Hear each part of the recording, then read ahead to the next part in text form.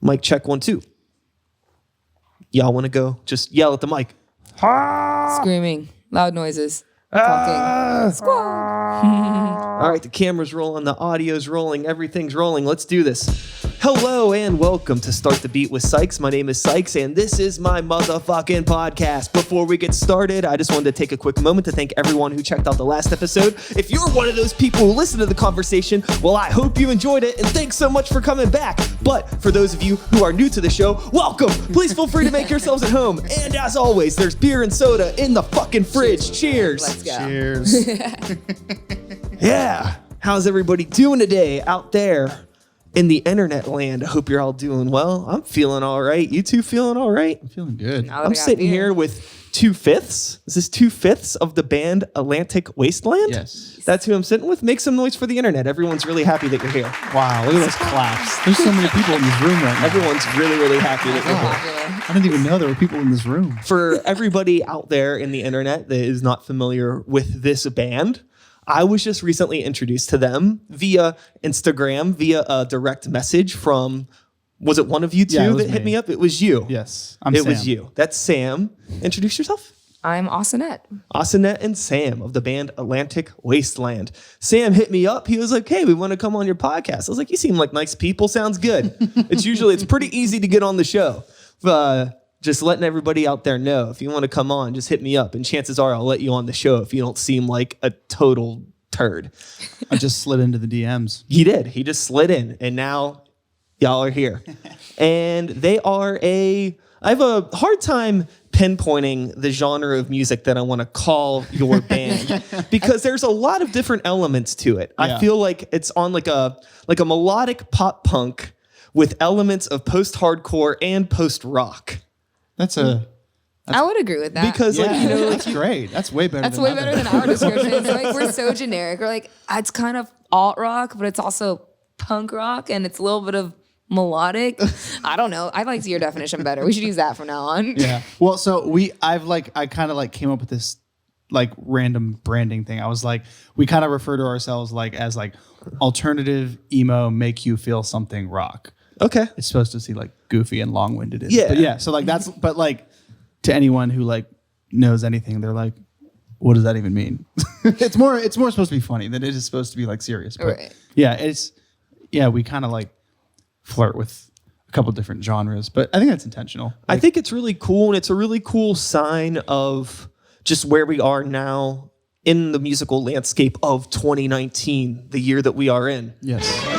And it's very unique because you're able to blend all of these genres together and it feels like it makes sense. Like you don't question it. Whereas maybe if you were doing what you were doing 15 years ago, some people might say like, oh, you know, those post-hardcore elements, or maybe that's a little bit too much. Sure. Or like when you're going into like your like real like atmospheric, dreamy guitar landscape shit. You know, that might be like, well, like, what is this? Like, I just want to hear like the pop punk stuff, or like, why aren't they yelling more? But now like blending genres has become such the norm. Like even in pop music, you have bands like 21 Pilots that are like, what the fuck are they? If you go on their Wikipedia page, it says they're an American music duo. There's no genre. They are musicers. But that's fucking, I think that's really cool. yeah, definitely. I mean, it stems from a couple different areas, but like mainly like kind of like you already said, like it's 2019, like everything under the sun has already been done.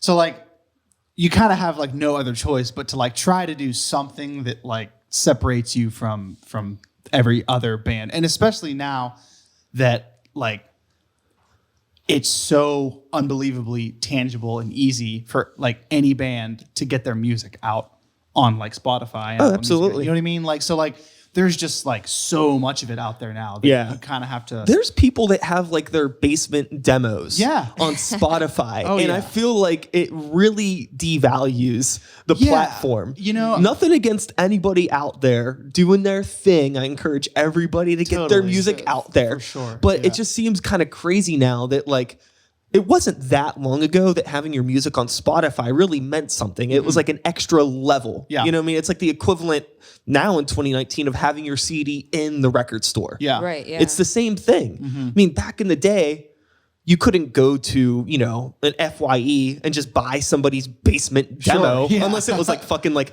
you know, Slayer unreleased demos or some shit, you know, something like that. But like just some, you know, bullshit band. Not saying bands are bullshit, but you know what I'm talking about. Yes, I know what you mean. Yeah. It really just is like, it cheapens everything. It makes it really hard. Yeah, I guess. In a way, but also I'm glad that people have their stuff out there because everybody has Spotify. It's I'm torn between two worlds. Yeah. It's kind of like a double-edged sword because like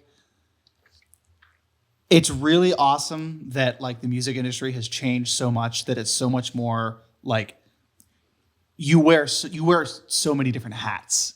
As like a local band, like an independent band. You know, before in the industry when you were like, all right, I have a PR rep, I've got a social media manager, if there even was like social media presence like, you know, 15, 20 years ago. You know, you've got like a label rep, I got someone with a Yahoo email. Let's get this done. Yeah, you've got like... I am on fire, bro. You've got like a mix engineer, a producer, you know what I mean? And now it's like, nobody has money for that. And it's just like, oh, I have a social media account. Like I can be our social media manager. It's like, oh, I have access to Adobe Creative Cloud. Like I can be our like graphic designer. You know what I mean? So it's like, I think it's a little bit of people kind of like taking matters into their own hands, which, and again, though, as you already said, like, yes, they're not professionals. So there's a lot of stuff getting out there. I don't even know what, like, if there's a vetting process when you send something there, if they're this doesn't sound, you know what I mean? I don't think they care at this point. They're just like, if you are paying the money to get your stuff distributed, might as well just put it out there. So as with anything, you kind of have to like take everything with a grain of salt, take the good with the bad. Like it is cool that people get to like put their stuff out there, but there's SoundCloud, there's Bandcamp, there's other free stuff like that. The thing that really sucks is say you're a band like Atlantic Wasteland who puts out this really great record titled "You'll Never See the Bigger Picture If You're Standing That Close." Very short. Yes. I had to write that down, long-winded, almost like your genre, right? Yeah.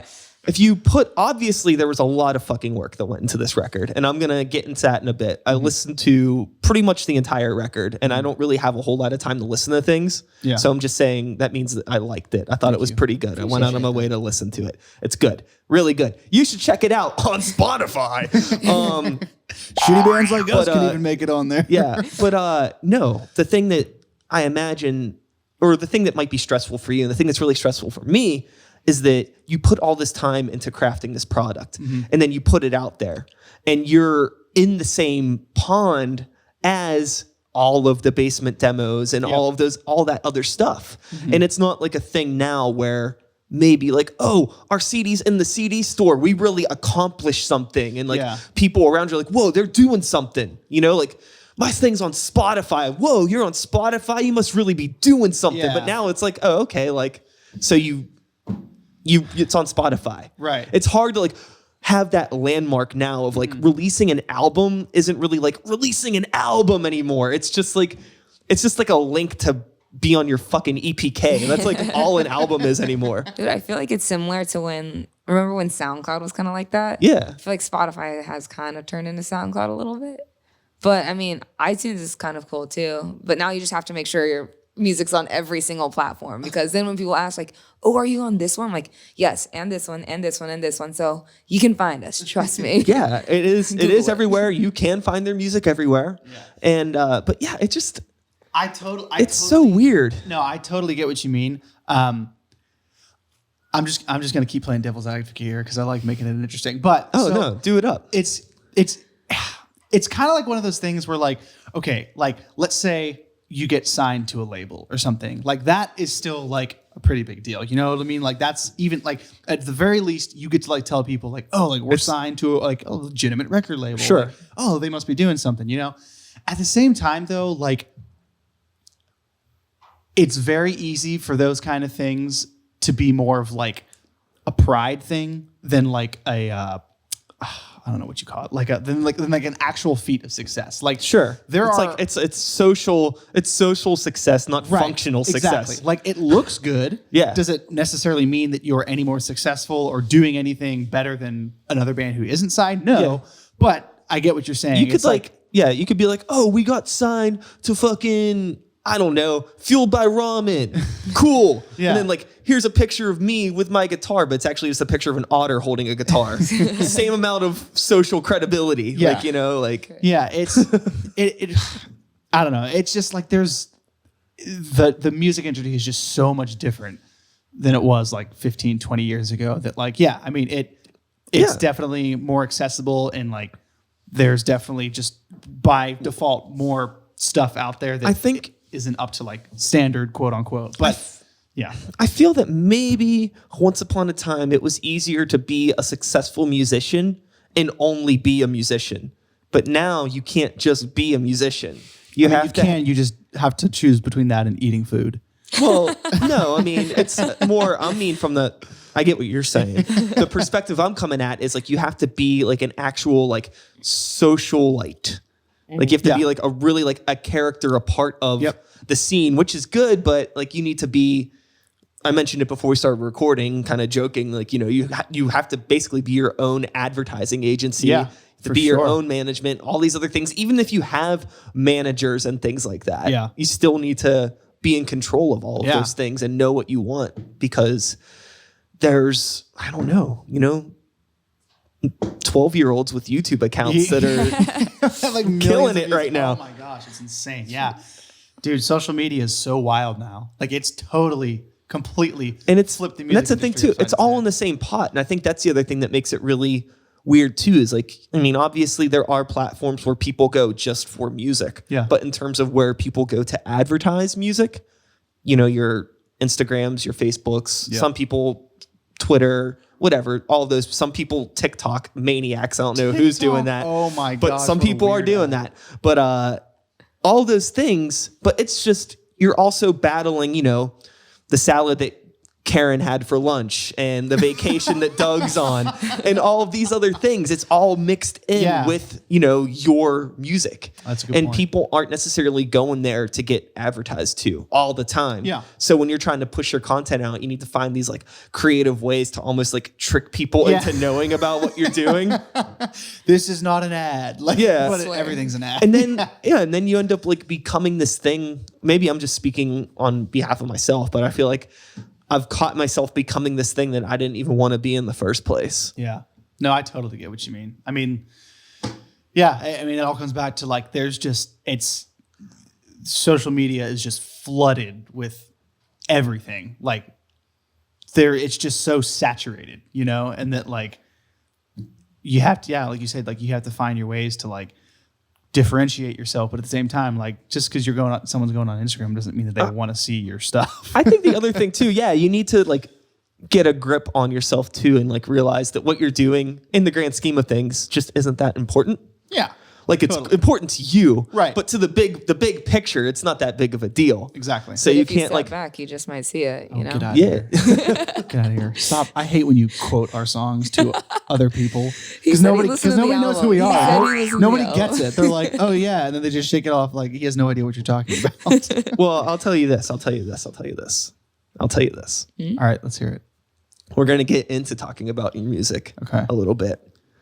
I had a point that I was going to make. I completely forgot it. I messed it up. So fuck it. We'll get it there. Doesn't matter. We'll Anyways, get back to we're here. We're chatting with you two about your music. Let's get into the music. Sure. So I had described it, for those that forgot, melodic pop punk bass with a side of post-hardcore and a sprinkle of post-rock. Yeah. One of the really cool things about your band, probably my favorite thing about your band, is the dynamic use of two vocalists. Yeah. Not a lot of people are doing that anymore, particularly in this style of music. And I think it's probably the most unique card that you have up your sleeve in terms of like just how well it plays off of each other, like consistently throughout every track. It isn't like a thing where it's like, oh, somebody always does the verse and then somebody always does the chorus. It's like there's lots of trading, there's lots of like matching up melody stuff and dynamics in terms of like sometimes it's like yelly stuff balanced with singy stuff. It's like every possible way that you can utilize those dynamics of two totally different voices. You managed to do it, and it's very impressive. And congrats to you. Just want to say that. Thank you. Thanks, man. Yeah, we just really, really, really wanted to be 4 years strong, and so we just never grew out of the year 2008. We actually did a cover for them, and they're like, let's just not post it. Yeah, We stopped. I think it makes it a little bit more fun though too, because there's so many different ways that we've utilized it or tried to, that we can play with any band. Like we've opened up for like pop bands. We've opened up for like pretty heavy bands. We've opened up for pretty much any style, at least within this genre. Yeah. Or realm, whatever. Yeah, it's like I don't know. I mean, it's just like easier. Like I know that sounds counterintuitive, but it honestly is like easier to have like two different people, because like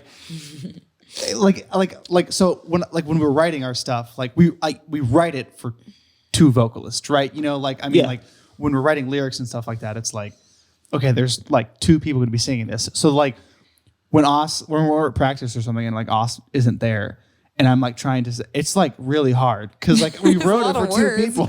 It's a lot of words. So like I come back there and I'm like, sure, it's just like too much shit. But yeah, no, so I guess we should talk about like how it even got started in the first place, and that'll kind of like make more sense of why the whole two vocalist thing. Yeah, I want to hear your side of it, because I tell my side of it all the time. I mean, I hope it's the same side. It's pretty much the same side. So they're gonna be like two completely different stories. All right, I'll tell you what. Sam, you leave the room. She's gonna tell her story, and we're gonna come back and compare notes. So we went to college together. We went to Grove City College. I don't know if you know anything about Grove City College. I mean, it's there. It's there. Exactly. That's pretty much how we feel about it. We It was survived. So we just had mutual friends. So we I don't even know where. I think we honestly met at in a Day to Remember show. Okay, so this is how we met. Shoot, I'm bad with that. I don't remember how I meet people.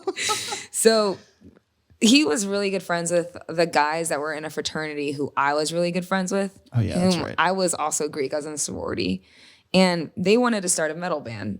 I was like, that sounds cool. And like, side note, I was like, I can sing if you want. But like, no, we're going to scream. I'm like, okay. So I would go to their practices because I love them. They're my friends. And I saw this random dude there I was the random dude. and I was like, who the hell is this guy? And why is he hanging out with my friends? How have I never met him? So I just sit back and I'm watching. I'm like, he's actually pretty good at lead. So I had been doing acoustic shows around campus, and literally, I think it was after the first practice I watched you do. I was like, hey, you're pretty good at lead. Would you ever want to do some lead for me, like acoustically? Oh yeah. Now it's coming together. I'm starting to remember it. All right, I wrote it down because somebody asked me one Keep time. going. You wrote it down? Mm-hmm. It's adorable. Keep going. Well, anyways, lo and behold, he did perform with me like once or twice. And then I was like, hey, Sam, would you mind, can you sing at all? He was like, absolutely not. No. I'm like, well, what if it's a song you know? Would you be able to sing like a little harmony right here? He goes, I'll try it. And Sam actually didn't sound bad. I was like, just practice a little more. You'll be good at it. Mm-hmm. So he did it that one time. Then another time I was like, we'd been friends at this point. I'm like, Sam, I need you to sing. We were doing this A Day to Remember cover. It's called If It Means a Lot to You. Oh God. I was like, Sam, what you're gonna do this time is you're gonna sing the bridge and this verse. He goes, no, I can't sing all of that. I'm like, well, you're going to, so let's do it.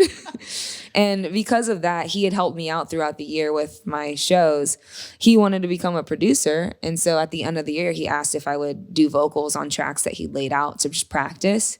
And we released one song to our friends and they loved it. We're like, well, I guess we can release the rest. Let's make an EP. And so they were all just covers that we'd been doing throughout the 2 years that we'd been playing together. Mm-hmm.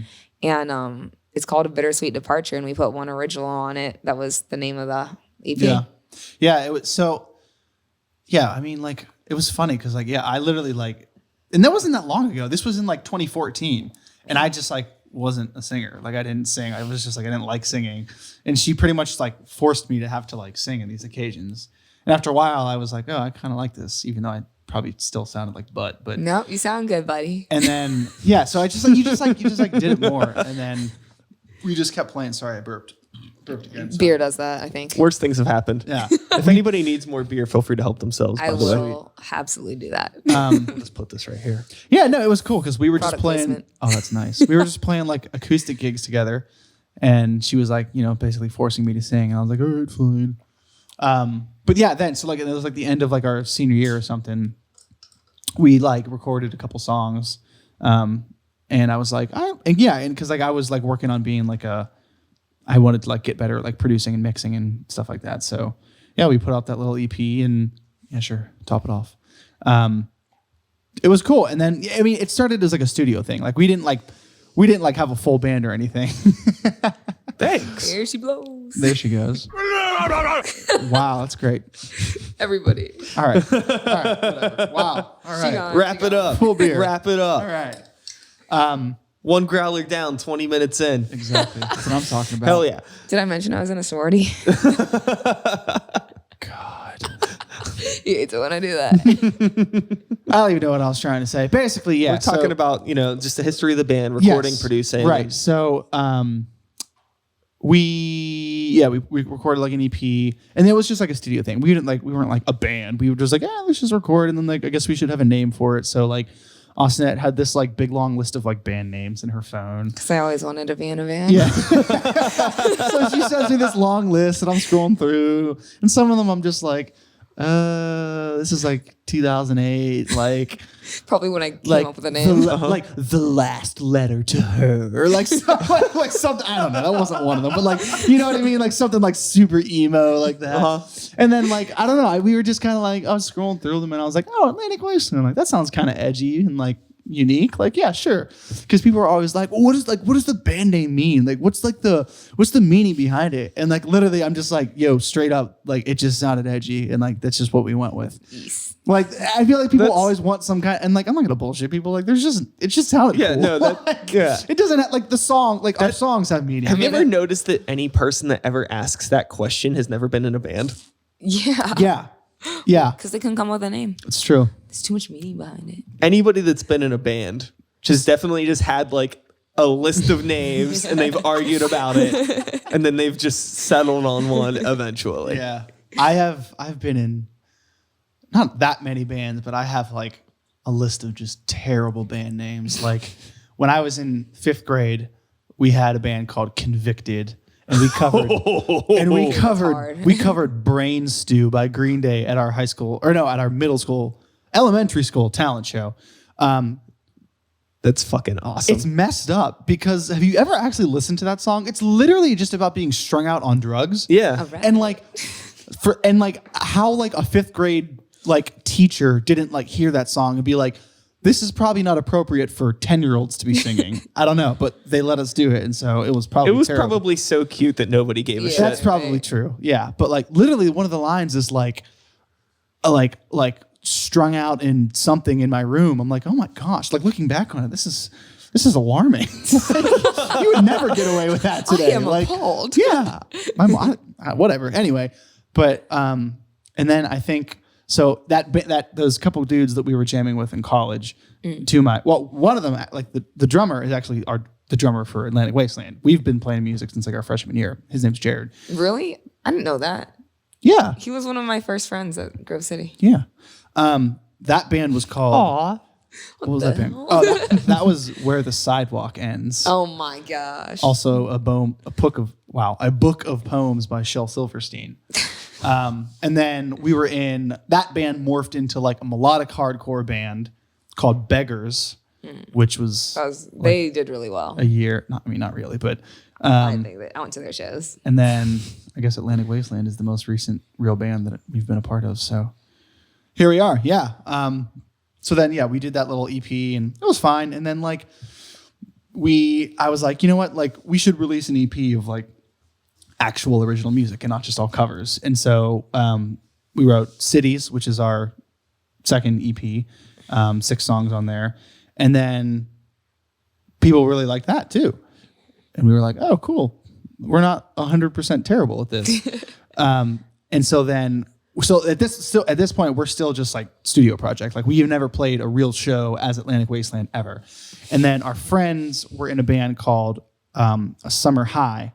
and they were like a pop rock band from like the Pittsburgh area, and they were playing a show at Pittsburgh at the Smiling Moose, and I just reached out to him. I was like, hey, like, do you need openers? And he was like, yeah. And I was like, okay, Atlantic Wasteland is going to play. He was like, oh, cool.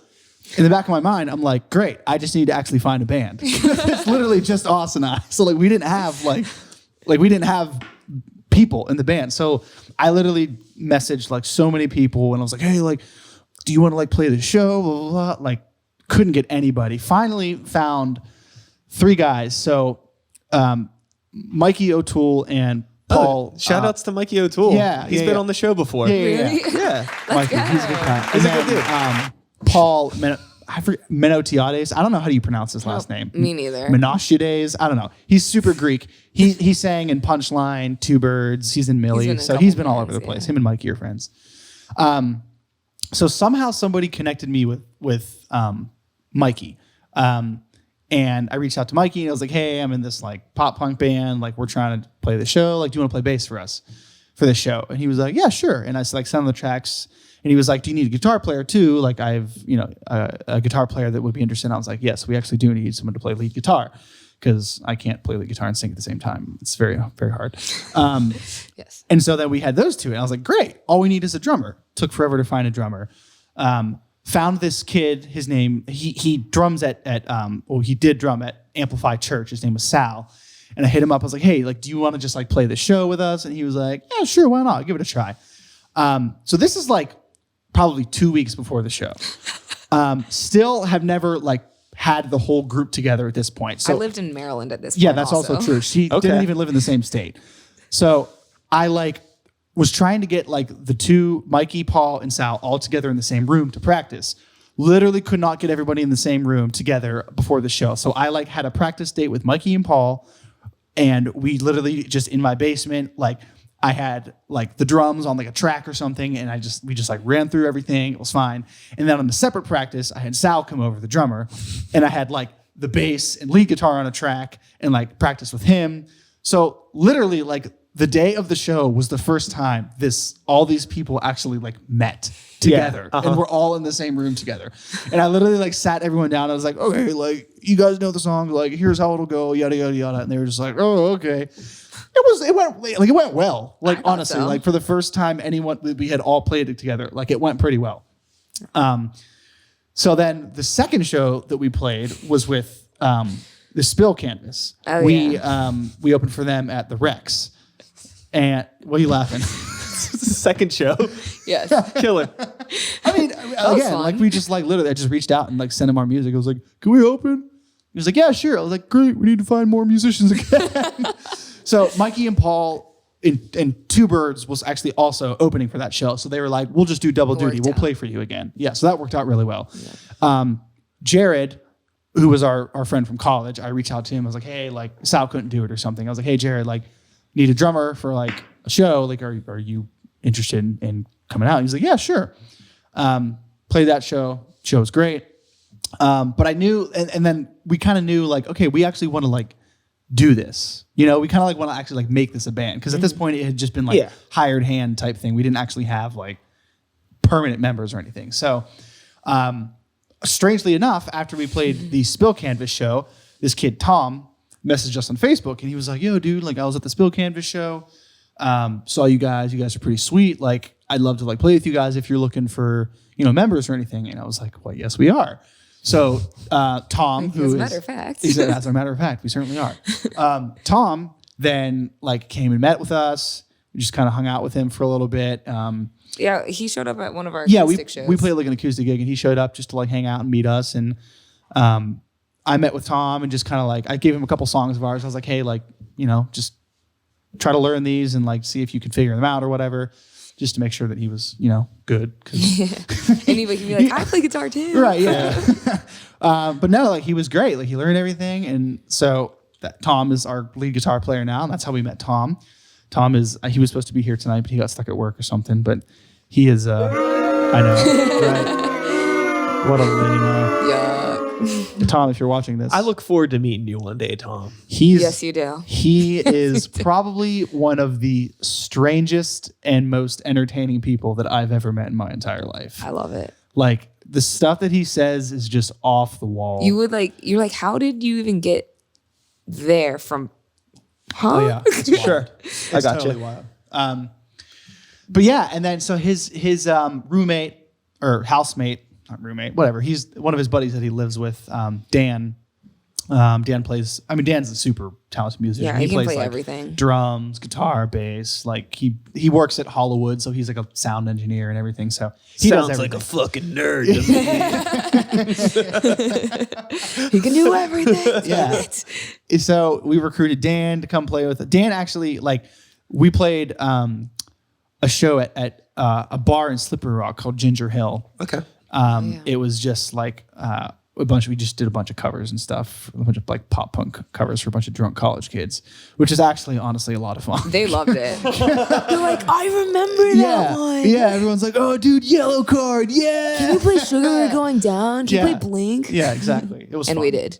But Dan was Tom's friend, so Dan just came to watch, and he was like, because we didn't even have a bass player, so we just I just played bass and Tom played that's guitar. right. So, but yeah, so we found Dan, and Dan was like, yeah, I'll play bass for you guys, and I was like, dude, we have a full band now. Like, all right, like a year and a half and 2 EPs out, we finally actually have a Hell full yeah. band. Congratulations. You did it. Exactly. Appreciate it. Yeah, so we've had that lineup for 2017. Did we Yeah, have I it? think that's when we're all together finally. Yeah, so like a year and a half at this point. Cool. Yeah, no, it's been great. And then we've been like playing shows and stuff and just having a lot of fun. And this July was when we released our, first like full length actual record. It's on vinyl. Well, Oh, really? It will be on vinyl. Yeah, I should be getting the test pressings, and they thought they were shipped this week, so I should be getting them soon. That's awesome. Yeah, no, it's It's a great sounding record, so I'm glad that somebody pressed it. Thanks, Did you man. do that independently or somebody? Yeah. Okay, Oh, yeah, cool. We just spent so much money. Yeah. Well, here's how that happened. We had a Kickstarter. Oh, yeah. And Sam likes to promise things before doing research. And he's like, hey, if you donate, you'll get a free vinyl. And I'm like, how much does that cost? Yeah, I was very here's the thing about being an independent musician. No one tells you this stuff. Like, you figure this out all on your own. So like, I'm going to take it up as a learning experience, and I'm going to say that I will do better next time for it. But you just figure this stuff out on your own, Totally. So like, so we launched a Kickstarter to fund the recording of the album. So really all that meant was, so I do all of like the recording and mixing for our stuff, but He's our manager, our producer, our promoter. band dad. And I'm like, where am I supposed to be? Wait, when? Yeah, That's it's my fine. job. You just show up and sing. It's fine. Where was I going with this? Oh, you promised things. Yes, Kickstarter. So You're but- doing all this stuff for the album yeah. to fund So it. I wanted to actually record drums at this really nice studio called The Vault down in Neville Island. A friend of mine, his name's Bob McCutcheon, super nice dude, owns this studio. It's like freaking amazing. He has this board here. It's a Neve console. Yeah. Which I don't know if Dude, you know you would anything love about. it. You should go check it out. Like consoles and everything, but it was the console that was in, I want to say, a studio called Sound City, and it was literally the console that they recorded Nirvana's Live and Unplugged on. So like this thing is like legendary, and it was like spruced up, I was like, dude, we got to record drums through this thing. So yeah, we did a Kickstarter to like raise some money to be able to record through that thing. And we did. Like, I was actually really surprised. I was like, this could either like really work out, or like my mom and like Asa's mom would donate like They love $20 us. bucks, and like that would be it. But no, like, yeah, we raised like probably like $1,400 or something. Yeah. I was like, that's amazing. So, You this is recorded going it? somewhere. This is You going were- somewhere. You are. Yeah, Yep. We're talking about you basically you the beer did guy. this you did the Kickstarter to make the money for all these things, and you that's it. promised the Yes. vinyl, and So, now the yeah, so vinyl's you- coming out, and as- you're probably right. spending more money than what you got from the Yeah. Kickstarter to get the vinyl out. Exactly. As with Like, like probably. I don't know. Yeah. Yeah. So yeah, we were like, all right, so like, we did these tiers of rewards, and one of them was like, we'll do CDs, which CDs are super affordable. Like, we printed like 100 CDs for like just over like $100. Yeah, it wasn't bad. And then so I was like, oh, donate this much donation, you'll get vinyl. Because I've always How much was the vinyl donation? I'll get to it. Okay. So I always wanted to like have a work of mine like pressed to vinyl, just because it's like freaking cool and like it'll sound amazing. and I'm like excited. it's just like a cool novelty thing that like, you know, like, and like people are into it now. It's coming back. Like people are like buying vinyl and collecting vinyl. So I was like, we'll do that. Like it'll be cool, you know, whatever. So I start like literally like I start doing research on how much this is going to cost. And stop looking at me like that. Oh man, it was like, okay, so we ended up paying, I think, a little over $1,500 for copies. 100. Okay. So here's the problem. Who'd you go through? Vinyl record pressing. I think they're based in California. Okay. So here's the mistake. Well, many mistakes, but here's one of the main mistakes. like what? When you press to vinyl, so I should say when responsible people press to vinyl, they know that they're going to press in very large quantities, right? So they're going to press like close to like 1,000 to like 5,000 records because they know that there's the demand for that. With the way that like pressing to vinyl works is that it's really, really, really expensive to set the process up. Yeah. Once the process is set up, it's super easy to just shell them out. Mm-hmm. But so record like pressing factories or whatever they're called, plants or whatever, are set up to press in very large quantities. So when you do these short runs of like 100 pressings, there's a lot of like not wasted effort, but they charge way more because they know that they're not really getting the bang for their buck. Yeah. If that makes and sense. you're still spending all that money on the mechanicals. Exactly. Yeah. And so like, yeah. And like, I'm thinking like, dude, there's like no way that we're going to sell more than 100 to vinyl. Like if we get rid of all 100, I will be actually shocked. Buy our vinyl because I'll buy one. We're going to be in so much debt. They're 35 it's fine. bucks. I'll buy It's one. fine. It's fine. I mean, I've self-released 4 vinyl records. That's sweet. And yeah. That's Yeah. awesome. I work for Get Hip Records. My day job is like I put out records. That's rad. These things I wish that we found you before I was gonna say, I wish I Anyway, would have so So known. that's why I was like, how much did you Right. spend? That sounds about right. Yeah. So You actually got a deal. no, to be we, completely honest, we with did. you. Like Yeah. a lot of the other places were like, you know, $1,700, $2,000. Like, so we definitely got like the best deal that I could find. But even still, like $1,500 between the two of us is just pretty Yeah. cheap. He was like, I mean, sorry, not cheap. A lot of money between two people, but I'll tell you this. It seems like, you know, the two of you and the band in general, like you're playing a lot of bigger shows and you have good opportunities to get your music in front of a lot of people. Mm-hmm. So I think you'll probably definitely be able to get rid of those records. And you I can hope probably so. sell them for like 20, 25 bucks and be able Yeah. to get rid of them. No, and I you'll mean- get your money back. yeah, I mean, at the very end of the day, like I just wanted to do it like, because it's more of like a, hey, we did it, you know? Like it's sweet to say that like we have a work of art that's like on a vinyl record. Like that's pretty cool. you Yeah, know? no. Not a lot of people can say that. And seriously, I do mean this very sincerely. The album sounds great. And I think it's really cool too that you recorded like you recorded it. I didn't realize it was like a self-produced effort. Yeah. One of the things that again really sticks out with the album. I mean, the production's great, but there's like really believable, passionate vocal performances on the album. And I was curious about what the studio experience was like for you recording vocals, because I know it could be really hard to like get that same energy of like a full live show Yeah. in the studio. But granted, I've never seen your band live, but I feel like you were able to get a really fair representation of what I imagine your live show is like recorded.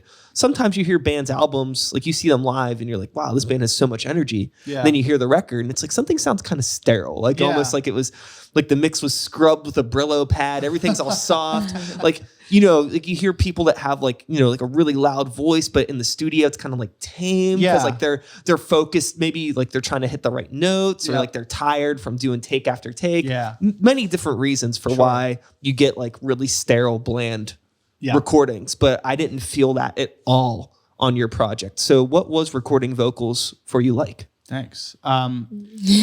Honestly, like I love recording. Like recording is really fun for us because we're literally in like I mean, like literally we were in like my bedroom. Yeah. You know what I mean? That's where our studio is. Yeah. Like the only thing we actually recorded in a studio were the drums, and like everything else is literally recorded like in our bedroom. So, it's always really fun for us because so like basically like when I'm like writing stuff before we're actually like to like the final recording stage, like I will pretty much like record a demo I mean I'm singing both parts just because like I'm just there and I just figure okay I'll just do it now and I can send it to Aus and be like this is what I'm thinking essentially. Yeah. But like it's just I don't know, we just have a lot of fun because like I know like so what I was saying before about like you play so many roles and you wear a lot of hats, like we don't have like a producer in there with us, we don't have somebody who's like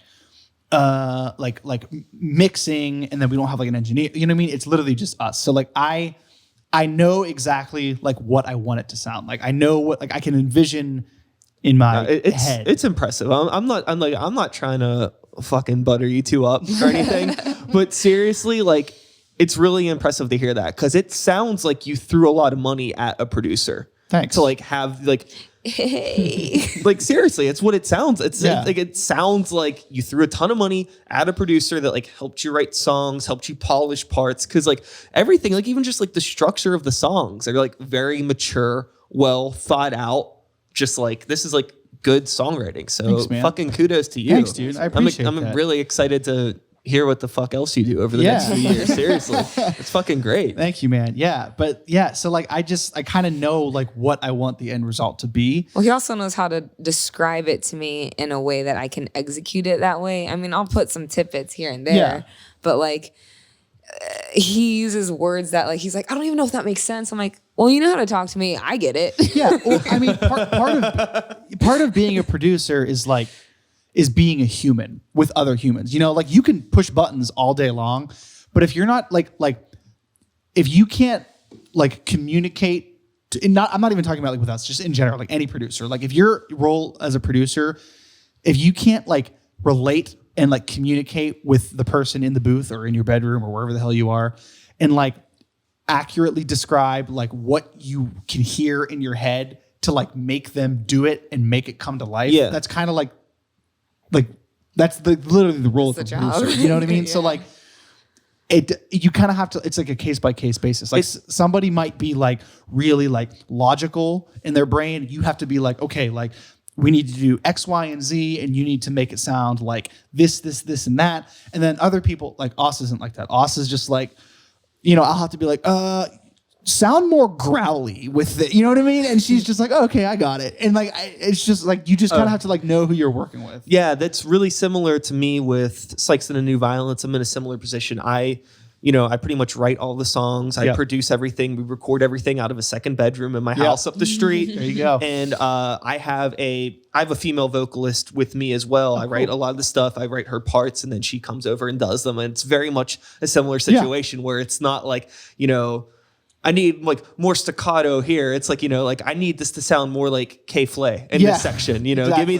give me that style of voice. Do this, do that. You know, just in very simple ways. So I definitely relate with that. And another point that I want to add to what you're talking about with communicating with people from a producer's role, I think it's really important too that when the producer of the project is doing the producing, that they have an understanding of the genre of music that they are recording. For sure. I always compare, you know, recording engineers or producers to tattoo artists, where like if you have an idea for like a really sick portrait tattoo, you're not going to go to like just like a traditional style artist. You need to find the right artist to do the right job. Yeah. So like, you know, just because somebody records music doesn't mean they can record your music if they're not familiar with that style. Totally. I think there's so much that goes into that, and so much it's unsaid just about like having that deep understanding of the music and understanding the nuances of like, no, like, you know, the snare should really sound like this because that's the reason why. And like, you know, these guitars should be panned this way, stacked this, you know, because of this, you know, like that's too much compression on the bass for this style. Like those things that like when you deal with like some like old grizzled engineers that have just been recording every single thing the same way forever and ever. It's like, I always think back to like early hip hop before like a lot of people like kind of figured out the way hip hop should sound. A lot of early hip hop's recorded like rock records, and like the mix is so weird. Yeah. I mean, it has this nostalgic feel, which is cool, but it wasn't right. Exactly. But it's because everybody, they just didn't even know how to approach that style of music. Yeah. And there's like a lot of fun stuff too with like just like early electronics being introduced into music in general. And like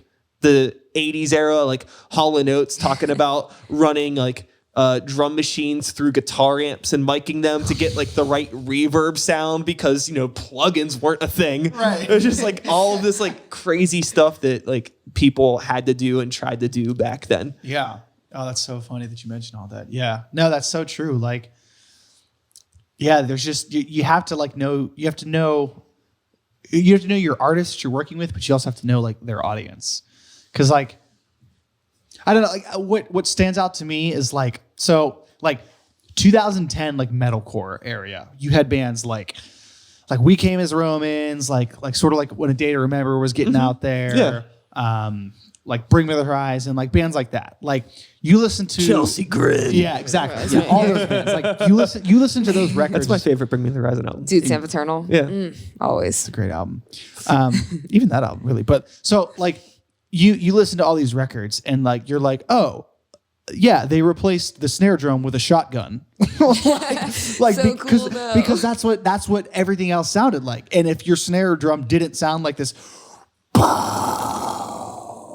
then your song sounded weak. Yeah, there's a really funny thing that happened with metal where metal became distorted electronic music because it's so processed. Yeah. Dude, it's not mind-blowing Nothing's right now. real. You're right, though. All the drums are replaced if they were even played to begin with. All the guitars are direct plug-in. Everything's amp modeled. It's electronic music.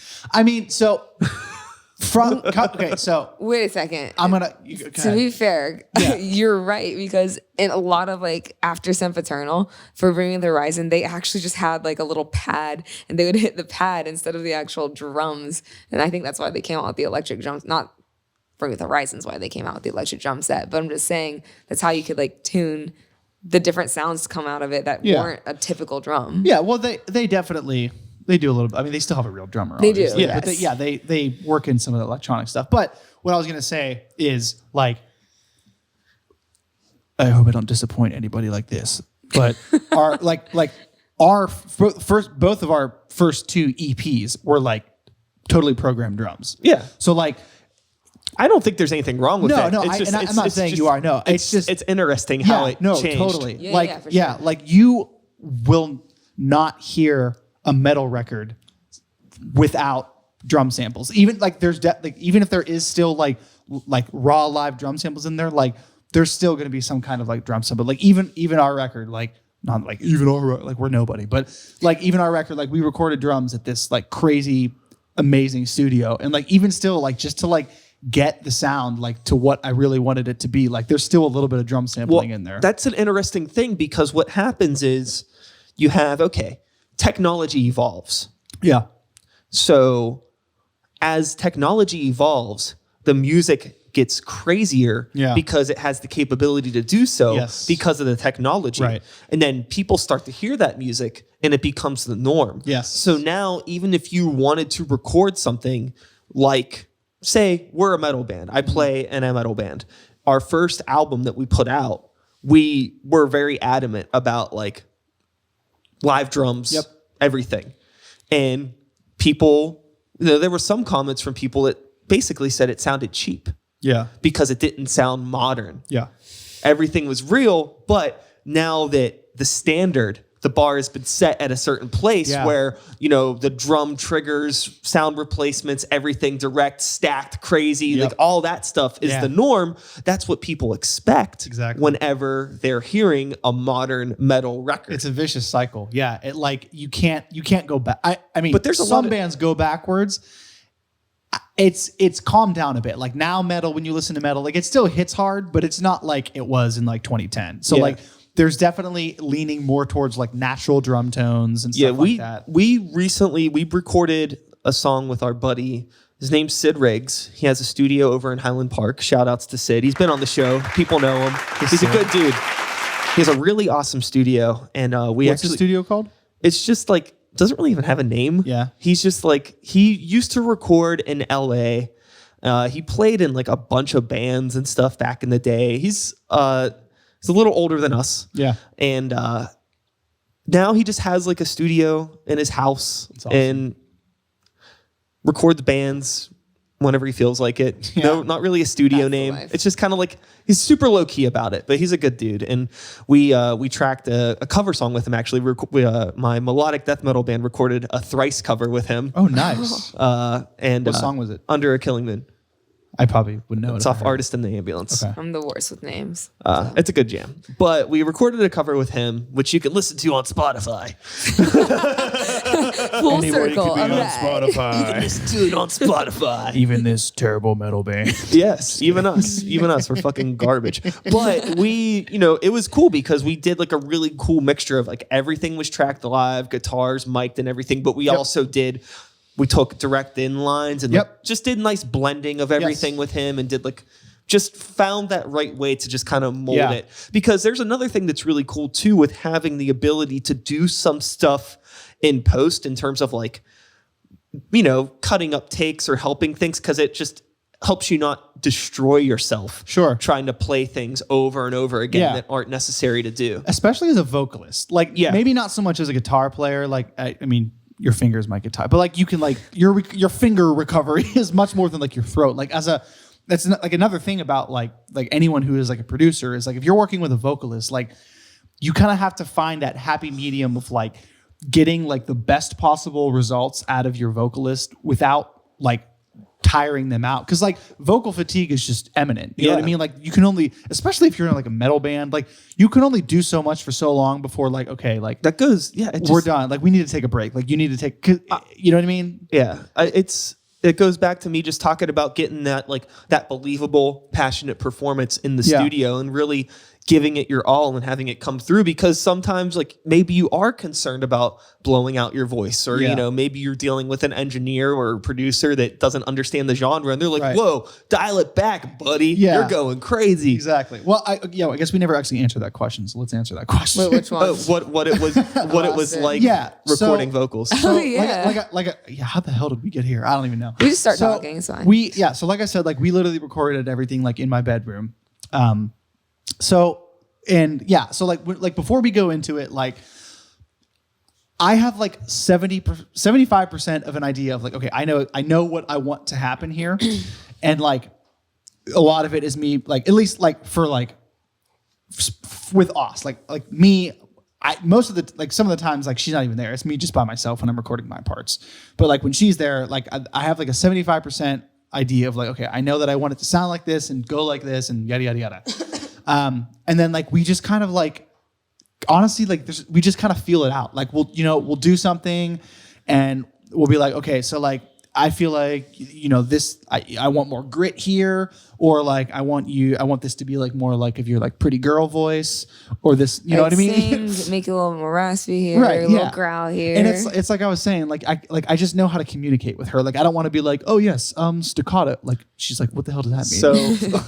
So my question would be, as a self-producer, yes, / engineer, yes, / performer, yes, what is the shortcut, if you have developed one, for recording your own vocals? How have you figured that one out? Stand really close to the keyboard. He's like, he goes down and he'll back up and I'm just watching. No, literally, I mean, it's like I'm like standing, so I like stand right next to my keyboard and I've got my mic there, and a lot of it's like standing up, bending over, like pressing buttons. I mean, it's, you don't really have, like, literally just like, you got to press a couple buttons to play. Yeah. And, he just sets it a little bit further back than where he actually needs to start singing. I've just like, I'm so used to it that like I've never like actually recorded vocals and not had to actually also operate my program. I know that there's a company that makes a foot switch. Really? Oh yeah, that could be helpful. And maybe. And I had a buddy who had he had a vocal booth like that was set up. Yes, like it was independent. It was in, completely. It was an actual booth. Yeah. And he was recording a lot of hip hop stuff. He just ended up getting an iPad and then screen sharing on his iPad. so he could That's just start and stop from the iPad. Yeah. So he wouldn't have to keep going back. Yeah. What's more difficult is not what I didn't have to do this for the album because we obviously recorded in a studio. But I have recorded drums by myself before. And so literally like sometimes I had a laptop, which made it easier because I could just set the laptop right next to me. And then I would like transfer my session to like my actual computer. But when I was in my old house, I had one of those wireless keyboards, and my drum set was like maybe like 15 feet. So I had to like squint from like 15 feet across the room and be like, okay. And then like press play, and then I do my thing, and then I like stop, and I'd be like, and I'd have the mouse like on my lap, like trying to see like, Dude, you know what I mean?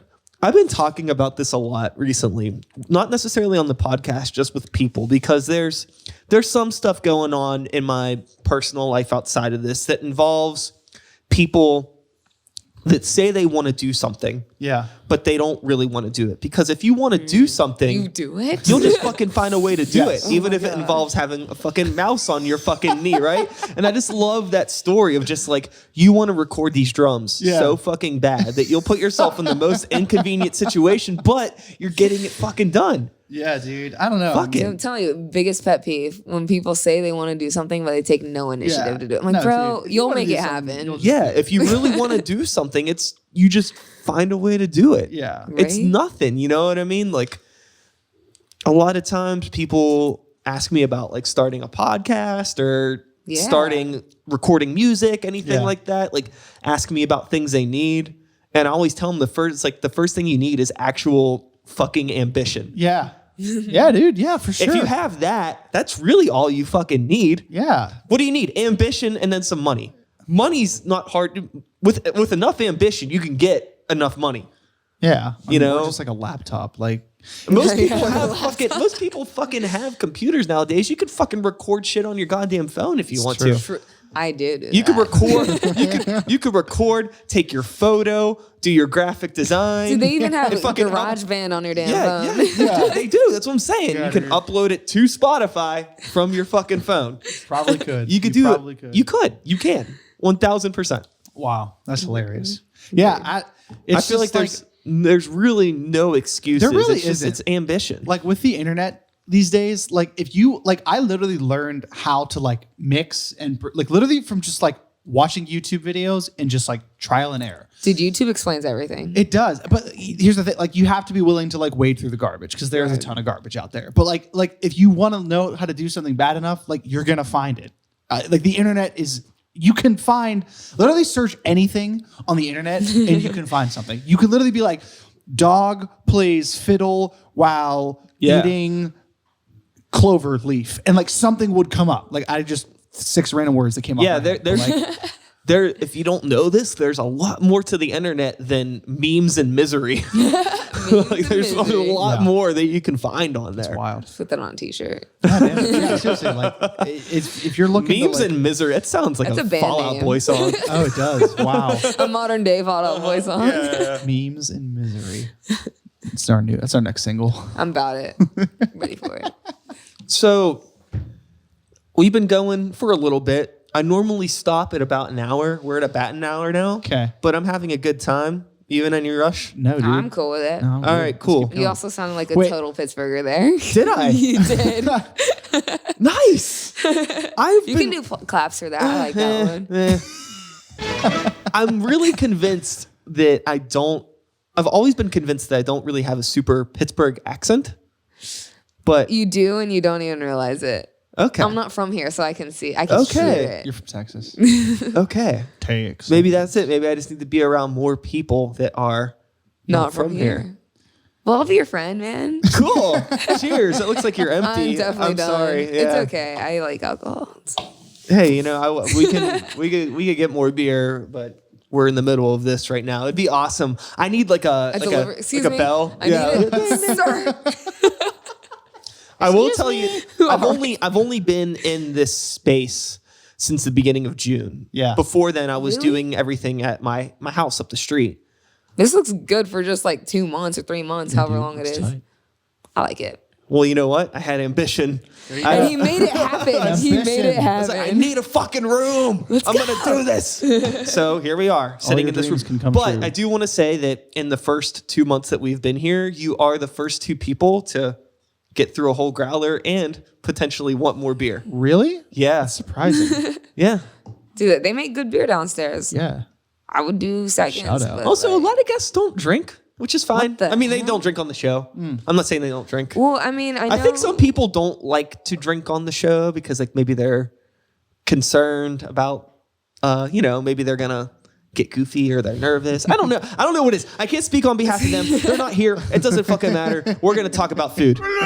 Food. So what the fuck is up? Pizza. Atlantic Wasteland. You just got done playing one of your gigs, or you just got done at band library. practice, or you did something. Where is your spot? Ooh. Where do you go? Well, for a while, we were going to the library Yeah, after every like show. Southside? Yeah. Because we gig a lot. When I used to live in Southside, the library was my fucking It's so good. spot. Dude, it's I was great. always down Yeah, there. yeah, it's delicious. So I haven't actually been here in a long time, and it's not near the South Side, but my hands down favorite pizza that I've ever had in my life anywhere is Fiore's, Okay. which is out in like Dormont area. Have you had it? Yeah, it's Bueno. like it's so good. However, Mario's is a pretty hefty competitor. Mario's? I haven't had. Where's It's in Mario's Squirrel from? Hill. I don't know if I've had Mario's. So good. So good. Product placement. If I don't have the product, but I'm placing I'm a it Pizza here. Badamo fan. They have 2 locations in Mount Lebanon and in the North Side. Pizza Badamo. Check them out. I like it. I thought you were gonna hit them with a tagline like Pizza Ladamo. I honestly thought you were when gonna you're say- here, your family. Isn't that Olive Garden? That is Olive Garden. Shout outs to Olive Garden. Hey, Just one clap. free breadsticks. It's fine. Unlimited, bottomless. Oh man, Olive Garden is amazing. You know, I fuck with Olive Garden. I fuck with Olive Garden in the same way that I fuck with like SoundCloud rap. You know, I'm interested to hear the comparison here. like My gosh. they're fine. They're fine. It's fine for a little bit no, of fun. I mean- you kind of laugh at how bad it is, but you still enjoy it. Yeah. Okay. Yeah, but you get free breadsticks. Nobody's like, oh, let's go to an Italian restaurant like on a first date. Oh, Olive Garden? Like no. Right, yeah, You go to no. Olive Garden when you're I'll like, tell you this. I'll tell you this. Okay, granted, I'm in a committed relationship with somebody that I love very much. Shout outs to Stacy. Stacy. But His guy. I would say for anybody that go on a date to the Olive Garden, a first date. Because if somebody's cool enough to not be bougie and just can have fun at the fucking Olive Garden and laugh over some shitty breadsticks, they're probably a keeper. Okay, There's hold on. somebody Let's, worth let's keeping stop right here. Wait, we have bottomless soup bowls too. Like, Let's not forget about I wouldn't call them shitty. I mean, they're pretty delicious. I mean, they're not like authentic. Nothing about Olive Garden screams authentic. Coming from an The food is Italian. fine. The food is fine. It's just culturally Yes. shitty. Oh yeah, well duh. I mean, nobody's like, oh yes, the ambiance of Olive, the ambiance of this 10-year-old screaming and kicking my chair behind me is Right. wonderful. They keep putting the cheese on until I say stop, and I like cheese, and there's like usually a mountain. They're like, so do I stop? I'm like, no, absolutely not. Tell me when to stop. It's like Never. 20 minutes later, he's just going. Just leave it here. And I was like, it's fine. All right. So the library, pizza. Those are- Honestly, if we were in like Frederick, Maryland, or if that's where we had our Nobody band, knows I would tell anything you. about Frederick, Maryland. Listen, I haven't been here that long. Okay, so what I know is where y'all have taken let's me. talk about the Maryland Eats. Maryland Eats.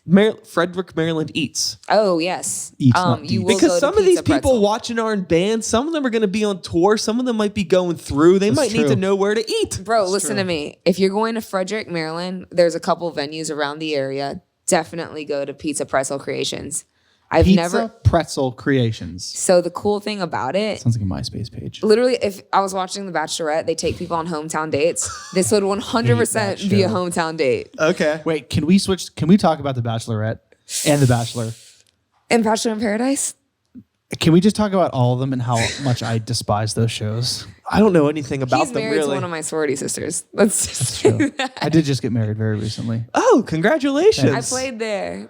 It's true. Yeah. Ceremony. Her name's Nikki. She's pretty cool. I like her. Shout outs to Nikki. Shout outs to Nikki. Can we get a clap thing for Nikki? Yeah. Nikki.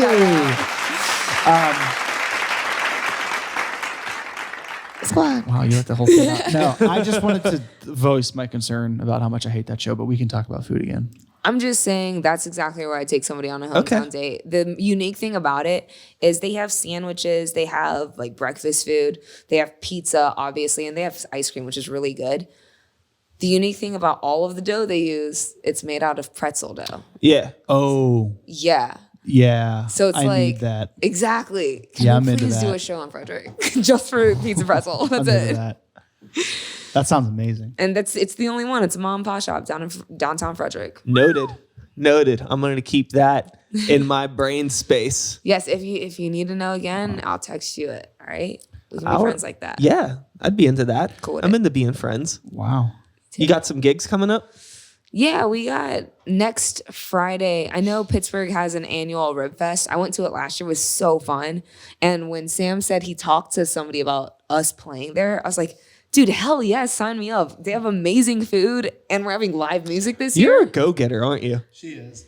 Dude, she's like, oh, wait, me or her? You. Oh, This guy.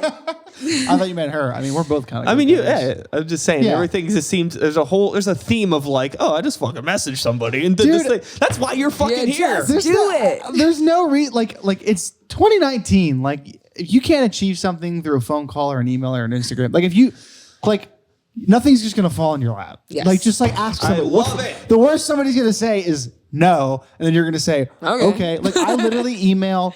His guy's name's Josh Bakaitis. He's like a promoter. He's worked for like Smalls and now he works for like Live Nation. Like, literally anytime I see any show of like a bigger band coming through, I literally instantly email him. I'm like, hey, do you need an opener? And like 90% of the time he's like, nah, dude, but thanks for reaching out. And then like 1% of the time, like, oh look, our last night needs an opener and we got to we're like, open for that show. We'll be there. You know, so Dude, that it's was like, so fun. like literally, like he probably hates me because I email him like literally all the time. But like, all you like, just ask. Like, what's the worst somebody's gonna say is no. Yeah. I don't know. I mean, No, I love it. I mean, I agree. And I love it. You know what I mean? Let's take a track record of everything that asking has got you. Asking has got you to record on an Eve console. yes, Yes. Asking has got you a wife. that's true. Truth. That is Asking true. has got you on shows. Yes. With our last night and things like that. They did like Asking us. has got you on this podcast. It's true. Boom. The most important thing. Asking important. got us a full band too. That is true. Oh my God. Can I just say one thing real quick? You can say whatever you need to. So back when we were recording, I think our first act, like our EP, Yeah. we did like a mini promotional for it. And Sam was like, just do a quick clip on like what you want for Christmas this year. Oh, and so in my house, like in Maryland, I have a drum set. I have like 2 bass guitars, a couple electrics. I have a baby grand piano. It's all in my basement, which is essentially my room. And I had my mom just stand there and hold my camera. And so I had my mic stand and just me with all these instruments around me. And I held the mic and I looked around and I said, a full band would be nice. I think Lo and behold, asking you shall receive. exactly, dude. I feel it. I don't know. I think it's common these days that like bands like don't actually have like a full line. I mean, like literally 21 Pilots has 2 guys. Yeah. And like 90% of their stuff is like run through like tracks when they play live. Like Yeah. he sings, he plays piano, he sometimes plays bass. But like, I feel like that's not that like unusual. We don't have a live drummer for Sykes and the New Violence anymore. Yeah. I just bring a separate PA. I'll drum run for the you. tracks. I'll drum for you. He's pretty good. He did everything on the album. I took clips. There's She took clips. evidence. It's true. Maybe one day we'll have a live drummer again. It's rough. Well, I guess it's a rap, right? It's hip hop focused, so Yeah. I do like this. I do like the drum sample sounds. Yeah, And the yeah. other thing too that became an issue is that since we're still kind of independent, we play smaller stages. Yeah. And we have like a whole like projection light thing that we bring. Whoa, Yeah. that's the first time I hit the TV. I knew that was going to happen eventually. It finally happened. There's lots of firsts today, but basically all of I had that my first sits. kiss today. Oh my gosh. My first kiss went a little like this. And twist. And twist. Shout outs to 303 and Kesha. That was Like, where did they go? that was that team up song. Jail, probably. Shout outs to MySpace night, by the way. Truth. MySpace night. MySpace night. Oh, I've been Wait, there what? once. Where's It's that similar at? to emo night. I like It's that. like they're similar. Yeah. I'd Yeah. go. MySpace night. That's my party. I DJ that. I Really? run that. Yeah. Oh, I've been there. Yeah. Yeah. That's Dude, fun. Wait, where? Because I'm going. I want It's to do the that. third Friday every other month at Brillo Box. Yeah. Dude, Yeah. It's funny. let's do that. The next one will be in October. It's going to be our Halloween party. We do So we can dress up. Yes, we do. We do dress up. We do a costume contest. And the winner of the costume contest gets free admission for them and their top 8 to every MySpace night for a year. 8. Oh shit, let's go. I know I have 8 friends, I think. I don't, but I could I'm one. find them. I can be there. But yeah, I have this database of knowledge in my brain now of like everything from that era just from Oh my doing those gosh. parties. That's awesome. Go. Which I started those parties that were an offshoot of emo night with Josh Bakaitis. Oh, cool. Yeah. He's Dan cool, dude. Bakaitis says I'm shallow. Wait, what? You don't. It's a Reliant K song. I'm sorry. I do Oh, you references said like Josh that a lot. Bakaitis said you were shallow. I was like, I didn't even know you guys knew each other or talked to each other. All right, sorry. Continue. We're just gonna keep going with that. Pretend that didn't happen. Well, anyways, yeah, we're shouting out MySpace night. We're shouting out your show that you're playing soon. That's yeah. Wait, so next- you never actually said it. Yeah. Oh yeah. Well, like I said, Pittsburgh does Rib Fest every single year, and next weekend, the weekend of the 30th, August 30th. Friday we're playing on Friday. So yeah, we're playing Friday. It's all weekend, but the Yeah. live music is Friday. Yeah, but literally everyone's coming for us, so whatever. But it's a free show, so like, why not go? Like, Where's it at? It's right next to Heinz Field, so like in North Shore. Cool. At least Yeah. that's where it was last year. Yeah. So I'm assuming it's in the same spot. I think they usually set up the stage in front of like I think Gate B, which is like if you're like outdoors at stage Just AE, go down there. just find it and You'll open hear your music. ears, Yeah. listen for the good tunes, Yeah. and you'll find my new friends. Listen. That's You're us. playing 4-Chord Music Festival too, right? Yes. Yeah, that's in October. It's on a Sunday, so after church, why not go, right? October 6th. Yes, that's honestly we're really freaking psyched to be playing that. That's at Highmark Stadium. Yeah, it's their 6th one. They've been doing it for 6 years, Yeah, dude. dude, it's cool. So it's being headlined by Offspring. Simple Plan. I didn't even know Simple Plan was still a band. Anberlin, and there's a ton of like So Oh my gosh, I I also know- didn't even know Anberlin was still a band, but I guess they are. Me neither. I know every single band on the lineup. I'm Yeah, so excited. Knuckle Puck, Real Friends, Seaway, Grayscale. Us. Who am I missing? Dude, look out, Loretta. Yeah, Lookout Hell Loretta. yeah. Shout outs to Lookout Loretta. Dude, have they been here yet? They have not been here yet. Dude, they need to be here. Yeah. I went to high school with Josh Havanek. Oh serious? man, We went to grade school together, Wait. and our pictures were always next to each other because my last name is Howe. I was HOW. He's HOV. I love Josh. We've been next to each other in I would all like the to- You just yearbooks. shave your head and I'd you'll like to say something to Josh right now. If Josh ever sees this, Josh, He loves you. I love you, but you are literally the worst texter who has ever existed. Dude. I literally have to text him like 7 times, being For like, following up. For the record, Josh was in this room because Old Game was on the Yes, show. okay, yeah, But they came, it was when I first moved in here, so I didn't have enough shit to have everybody on the show. Yeah. So I only had Brenda and Tom, but Eric and Josh were just sitting in the red chairs, just like from the peanut gallery yelling shit. They would join in with the clapping and all that. Dude, I love Josh. Jeez, but that's yeah. why you gotta DM him. Like it's No. instant with DM. Dude, I don't understand. Like, he just doesn't answer me. And I'm like, is he mad at me? And then like a week later, he'll be like, oh, sorry, dude. And he'll like text me back. And I'm like, okay. no, He's on but- tour. That's what That's true. happens. He's in like UK right now or something. Yeah. But anyway, so Lookout Loretta's playing there with us. There's a bunch more bands. I can't say think there was. of. I think there was actually only one band I didn't know. Oh, and Harbor. so- They're from Canada. oh yeah, friends they're with really Rishi. really good. Yeah, Yeah. Harbor's going to be there. Oh, so speaking of Rishi, Eternal Boy will be there. Oh yeah, obviously. I almost called them the Space Pins. Not gonna lie, that was their first name. Yeah, I know. I was like, I don't know. Dang, man. R.I.P. That's hilarious.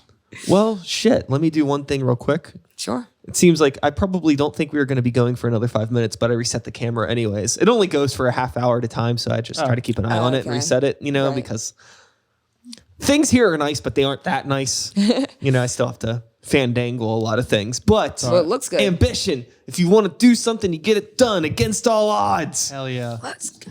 Flip the table. Let's go. Fucking food fight. So one more time, you can listen to Atlantic Wasteland on Spotify. Yeah, you Or can. iTunes. Or anywhere you find digital music, like them on their social medias. Zoom. Their album's called "You'll Never See the Bigger Picture If You're Standing That Close." It is I don't know. I like it. I think it's really good. It's okay. It's out on the things. You can buy it if you want. I was genuinely really impressed by it. So if my personal opinion in music means anything to anyone out there listening, you should check it out. It matters to me. Appreciate it. Thank you. We're very appreciative of you. Thanks for having us on. No, it's super killer. I'm really stoked to meet you two. I'm stoked to see what the fuck is up in the future for all of you. And man. I'm gonna catch a show. I might try to make it down to that rib joint. Yeah, dude. Hells yes. Get the meat sweats in August. And they have I'll probably poop myself on stage. It'll be awesome. I'm actually gonna check right now if I have another gig that night. Cause that's the problem whenever you're in a band and your friends are in bands. The Yeah. only time you ever True. see each other is if you're playing a show Exactly. together. Wait, you're in the rap realm. My friend Brittany Chantel is a rapper here. Yeah. And like literally I have never been able to make a show of hers until we played with her. All right, can you do me a favor? Sure. So I've been trying to get her on the show. Oh, I'll talk to her next week. Don't worry about it. Hit her up. I will. It might help. I'm supposed I mean, to. granted, I sent her one message. I never followed up. Right. But we played a show together, so we met, and then I hit her up to be on the show. Never heard back. Granted, she's busy. I literally am but seeing her next week. I would, but like, yeah, I mean, she's really cool. I think it'd be great to talk to her. So Yeah. hey, be like, yo, Dude, there's a podcast you should probably be on. Yeah. Here's where you go. the dude's not that weird. He's aight. He's aight. Friday, August 30th. I do have some things going on. Do you know what time you play? 6. I thought you played 30. at 8. Ooh, No, it's 6:30. you play at 6:30? Yeah. Perfect. My office is in Manchester, so I could just go right up past the casino, There you go. walk over, watch you play, then I'll go to my other friend's thing. Hell yeah, dude. Thanks. It might even be earlier. So it's weird. If, Are you I actually don't know. You know- If you go on the site on your phone, it says 6. And then if you go on your computer, it says 6:30. I could have sworn in our group chat you said 8. I did. No, I did not say 8. That's a lie. That's what I've been telling people. If you show up at 6 o'clock, you won't miss it. All right. Okay. And that is all, folks. Thanks so much for listening. Hope you enjoyed the conversation. Atlantic Wasteland, make some noise. They're a really good band. Dude, there's those people. Where are they coming from? They're And really nice people, too. I'll be back again next time with another episode in a day or two. Who knows? I've been putting out like 3 episodes a week because I'm a fucking psychopath right There you now. go. Let's go. That's probably not going to happen, though. That's probably not going to happen this time. Who knows? But whatever. Same time. No, well, not the same time. That completely contradicts everything I just said.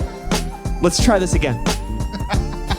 The music faded out. You took too long. Do it again. I stopped it manually. There you go. And that is all, folks. Thanks so much for listening. Hope you enjoyed the conversation. Atlantic Wasteland, make some noise. I'll be back again in a few days with somebody else. Same time, same kidding. place, It's same gonna be channel. us. You know the drill. It's My gonna name be is us. Sykes. Start the beat 2019. Woo, woo! Let's go. Thanks for listening. Bye.